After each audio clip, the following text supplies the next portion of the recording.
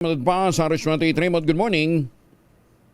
Hinimok ni Senador Christopher Bongo ang lahat ng mga testigo at isinasalang sa investigasyon hinggil sa mga maanumalyang flood control project na ilahad lang ang totoo.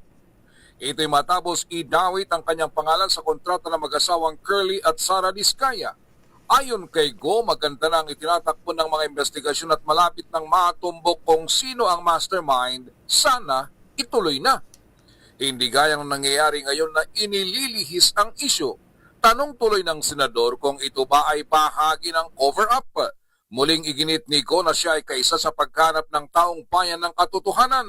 At kung sakali man na may kamag-anak siyang sangkot sa anomalya ay dapat lang silang kasuhan. Una nito ay may report na nagkaroon ng joint venture ang mga kumpanya ng mga Diskaya sa construction company ng pamilya ni Go na CLTG Builders. Narito si Senador Bongo. I am one with the Filipino people na alamin yung katotohanan. Tumbukin natin kung sino yung may kasalanan. Yung flood control ang issue dito. Yung ghost projects ang issue dito. Yung mga substandard projects ang issue dito. Mga anomalous projects ang issue dito. Panagutin natin ang dapat managot. Huwag tayong lumihis. Ano to? May cover up? Ano to para ilihis yung attention sa totoong may kasalanan?